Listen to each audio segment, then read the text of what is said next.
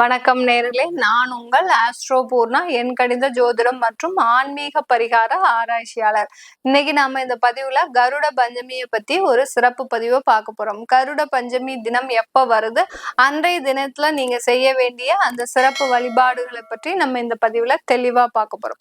கருட பஞ்சமி ஆடி மாதத்துல வரக்கூடிய அந்த பஞ்சமி திதியில வரக்கூடிய ஒரு தினம் தான் இந்த கருட பஞ்சமி.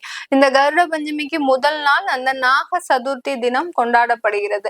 இந்த ஆடி மாதத்துல எல்லா தினங்களுமே ஒரு சிறப்பு வாய்ந்த தினங்கள். இந்த தினத்துலதான் நம்ம தெய்வ வழிபாடு பண்ணணும், இந்த தினத்துல வழிபாடு பண்ணக்கூடாது அப்படின்ற ஒரு வரைமுறையே கிடையாது. எல்லா தினத்திலையும் நம்ம இந்த ஆடி மாதத்துல தெய்வங்களை நினைச்சு வழிபாடு பண்ணும் போது அதற்கு உண்டான ஒரு பலன்களை கிடைக்கக்கூடிய ஒரு நேரமாக தான் இந்த ஆடி மாதம் வடிவமைக்கப்பட்டது.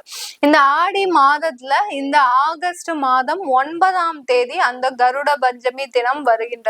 அந்த 9ஆம் தேதி வருகின்ற அந்த கருட பஞ்சமி தினத்தன்று நம்ம என்னென்ன செய்யணும் அப்படின்னு பார்த்தோம்னா, இது எதனால இப்படி இந்த ஒரு தினத்தை வச்சிருக்கிறாங்க அப்படின்னு பார்த்தோம்னா, அந்த சந்திரனாகப்பட்டவர் காலபுருஷனுக்கு 6ஆம் இடத்துல கேதுவோட சஞ்சரிக்கிறார்.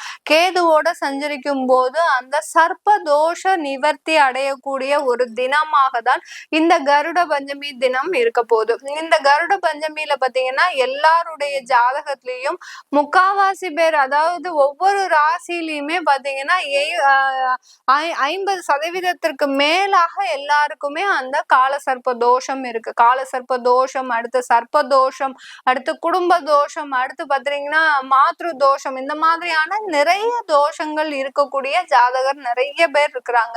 அதுல இந்த சர்ப்ப தோஷம்ன்றது மிக அதிகமான ஒரு முறையில நமக்கு பிரச்சனையை கொடுக்கக்கூடிய ஒரு நேரமாக தான் இருக்கும். ராகு திசை வந்துருச்சோ இல்ல கேது திசை வந்துருச்சோ எல்லோருக்குமே ஒரு மிகப்பெரிய அளவுல ஒரு பயம் இருக்கும். அந்த சனி திசை வர்றது கூட, 7.5 சனி கூட யாருக்குமே அந்த அளவுக்கு ஒரு இது இருக்காது.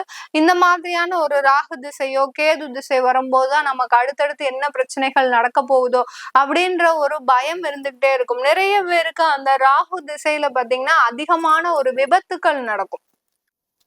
ராகு திசை ஆரம்பிச்சிருச்சுனாலே அந்த ராகு திசை ஆரம்பிக்கக்கூடிய அந்த ஜாதகருக்கு ஒரு அறுவை சிகிச்சை செய்யறதுக்கோ இல்ல விபத்துக்கள் ஏற்படுவதற்கோ அந்த காலகட்டம் முழுமையா அது ஒரு நேரமா இருக்கும். எப்போதுமே நம்ம அந்த இடத்துல மிக ஜாக்கிரதையாக இருக்கக்கூடிய நேரம்.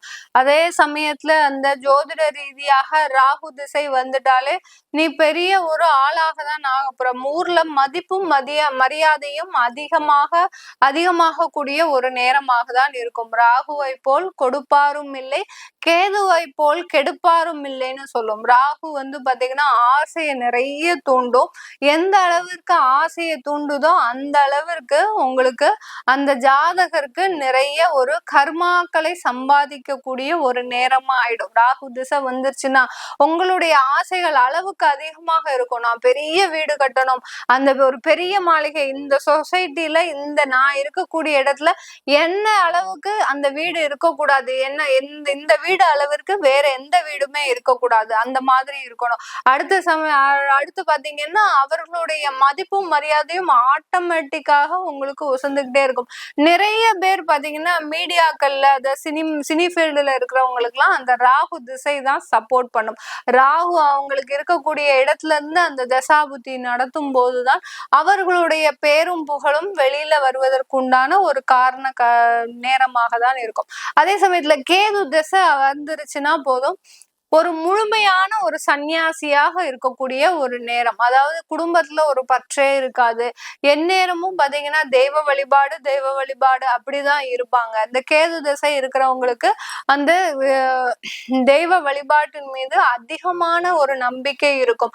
எப்போ தெய்வம் மீது நம்பிக்கை இருக்கோ இல்லையோ, அந்த கேது திசை ஆரம்பிச்ச உடனேல இருந்து பாத்தீங்கன்னா அவர்களுக்கு அந்த ஜாதகருக்கு அந்த தெய்வத்தின் மீது நம்பிக்கை வர ஆரம்பிச்சிடும். அதே சமயத்துல எந்த வேலையா இருந்தாலும் சரி, எவ்வளவு லட்சம் வருமானம் கொடுக்கக்கூடிய ஒரு வேலையா இருந்தாலும் சரி, அதை உதறி தள்ளிட்டு நிமிஷமாக அதுல இருந்து வெளியில வரக்கூடிய ஒரு தசாபுத்தியும் இந்த கேது தசைதான்.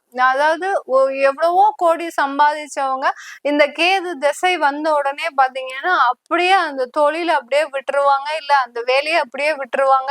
அடுத்தடுத்து கோயில் குளம்னு இப்படி போகக்கூடிய ஒரு நேரத்துக்கு வந்துருவாங்க. இதனால அவர்களுடைய வாழ்க்கை மிக பெரிய அளவுல பாதிக்கப்படும். ஏன்னா அந்த கேதுன்றது ஒரு ஞானத்தை கொடுக்கக்கூடிய ஒரு கிரகம். எந்த ஒரு ஜாதகத்துக்கு கேது ரொம்ப வலுவா இருக்கோ அவர்களுக்கு மிக அதிக அளவுல ஆன்மீக வழிபாடு, தெய்வ வழிபாடு, அடுத்து பாத்தீங்கன்னா ஒரு குருமார்களா ஆகக்கூடிய ஒரு நேரம் கூட வந்துடும். அந்த அளவிற்கு அந்த ஆன்மீகத்துல மிக அதிக நாட்டம் இருக்கிறவர்களாக இருப்பாங்க. கேது பாத்தீங்கன்னா எந்த ஒரு தவறு, ஏதோ ஒரு முன்னோர்கள் சாபம் இருக்கு அப்படின்னா 4 தலைமுறை தாண்டி அந்த கேது திசை வரும்போது அந்த ஜாதகருக்கு கண்டிப்பா அதற்குண்டான தீர்வை கொடுக்கக்கூடிய ஒரு நேரமாக தான் இருக்கும். கேதுன்றது ஒரு ஜட்ஜு மாதிரி. நீங்க அந்த கோர்ட்ல ஆஜர் ஆகிதான் ஆகணும். அந்த கோர்ட் கொடுக்கக்கூடிய அந்த தீர்ப்பை நீங்க ஏத்துக்கிட்டுதான் ஆகணும். அதுல இருந்து நீங்க தப்பிக்கவே முடியாது. அந்த அளவிற்கு அந்த கேது திசையாகப்பட்டது, கேது புத்தியாகப்பட்டது உங்களுக்கு மிகப்பெரிய அளவுல ஒரு பிரச்சனையை கொடுக்கக்கூடிய ஒரு நேரமாக தான் இருக்கும். சில பேருக்கு அது பிரச்சனையா இருந்தாலும் அது முடியக்கூடிய தருணம் மிக அதிக அளவுல ஒரு இன்பத்தையும் ஒரு மகிழ்ச்சியான ஒரு வாழ்க்கையும் கொடுக்கக்கூடிய, இப்பதான் நீங்க புரிஞ்சுப்பீங்க. அந்த கேது திசை முடிஞ்சதுக்கு அப்புறம் தான் உங்களுக்கு தெரியும் உங்களுடைய வாழ்க்கையில நடந்த சம்பவங்கள் எல்லாமே நமக்கு நன்மையில தான் முடிஞ்சிருக்கு அப்படின்ற அளவிற்கு உங்களுக்கு மிகப்பெரிய ஒரு மாற்றம் வாழ்க்கையில அந்த கேது திசை முடிஞ்சதுக்கு அப்புறம் தான் தெரியும். இந்த மாதிரியா அந்த சர்ப்ப தோஷங்களுடைய தாக்கம் ஒரு ஜாதகருக்கு முழுமையான ஒரு விதத்துல கிடைக்கக்கூடிய ஒரு நேரமாக இருக்கும்.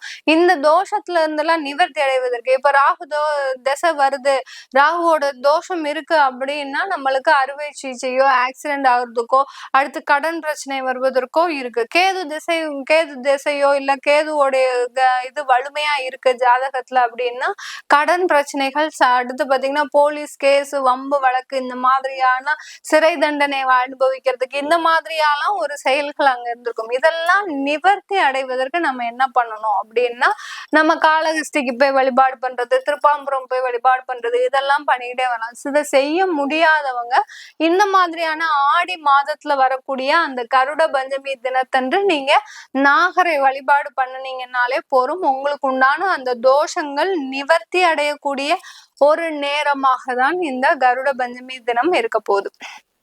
இந்த கருட பஞ்சமி தினத்துல பாத்தீங்கன்னா ஒரு சின்ன கதையே இருக்கும். நான் சிம்பிளா ஷார்ட்டா சொல்லி முடிச்சிடுறேன். அதாவது அந்த காலத்துல இந்த கருட பஞ்சமி எப்படி தோன்றுச்சு அப்படின்றத ஒரு கதையா சொல்லுவாங்க. ஒரு ஊர்ல ஒரு அண்ணன், ஒரு 4 அண்ணன்கள் இருப்பாங்க.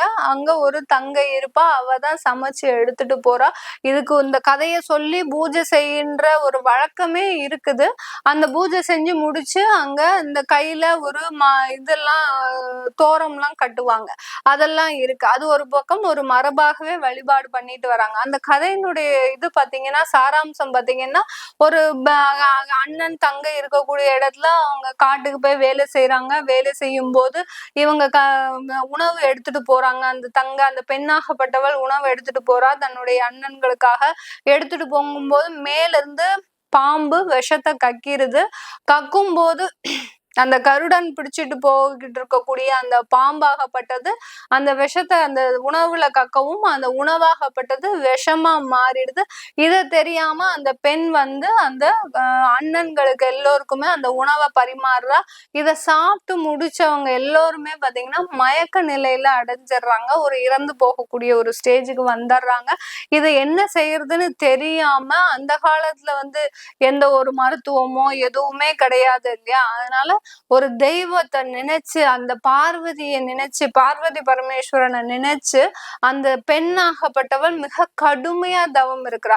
நான் என்ன தப்பு செஞ்சேன், எனக்கு ஏன் இவ்வளவு ஒரு பெரிய சோதனை, நான் என்னுடைய சகோதரர்களுக்காக தானே இந்த உணவை கொடுத்தேன், அவர்கள் ஏன் இப்படி ஒரு மயக்க நிலையில இருக்கிறாங்க, அவர்களுக்கு என்ன நடந்ததுன்னே அவளுக்கு தெரியல, விஷம் பாஞ்சிருக்குது அப்படின்றது கூட அந்த ஒரு தெரியாத ஒரு நிலையில இருக்கிறா. இப்படியும் அந்த கடவுளை நினைச்சு அவ வழிபாடு பண்ணும்போது அந்த பார்வதியாகப்பட்டவள் என்ன சொல்றா, நீ இந்த மாதிரி நீ கொண்டு வந்த உணவுல இந்த விஷம் இருக்கு, நீ இதுக்கு இந்த மாதிரியான இந்த தினத்துல ஆடி மாசத்துல அப்போதான் அந்த ஆடி மாதம் அந்த கருட பஞ்சமி தினம் இந்த தினத்துல நீ என்ன பண்ணு, ஒரு மண் எடுத்து ஒரு எனக்கு ஒரு படையல் மாதிரி வை, அதுல இருக்கக்கூடிய விஷம் எல்லாம் அதுல இறங்கிடும், இறங்கினதுக்கு அப்புறம் உன்னுடைய சகோதரர்கள் எல்லாருமே குணமாயிடுவாங்க அப்படின்னு சொல்றாங்க. அந்த மாதிரி அவளும் அந்த பெண்ணாகப்பட்டவளும் அந்த வழிமுறையை மரபை பண்ணி அந்த தெய்வ வழிபாடு பண்றா. அந்த அண்ணன் எல்லாருமே சகோதரர்கள் எல்லாருமே உயிர் தெழுந்து அதுல இருந்து விடுதலை பெறுறாங்க. இந்த மாதிரியா அப்போ அந்த இடத்துல இருந்துதான் இந்த கருட பஞ்சமி தினமாகப்பட்டது உதயமாயிருக்குது. அதாவது நாகருடைய அந்த விஷமாகப்பட்டது வெளியில அது அந்த தெய்வத்தை வழிபாடு பண்ணுவதன் மூலமாக அந்த தோஷம் நிவர்த்தி ஆகுது, அந்த சர்ப்பத்தினுடைய தோஷம் நிவர்த்தி ஆகுது.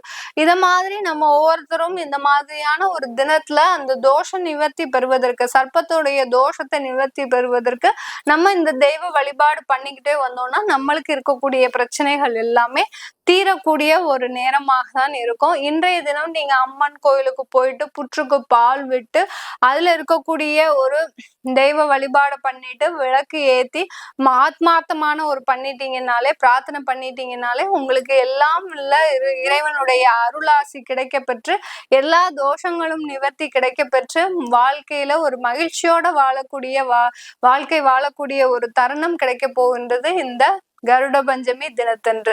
நன்றி, வணக்கம்.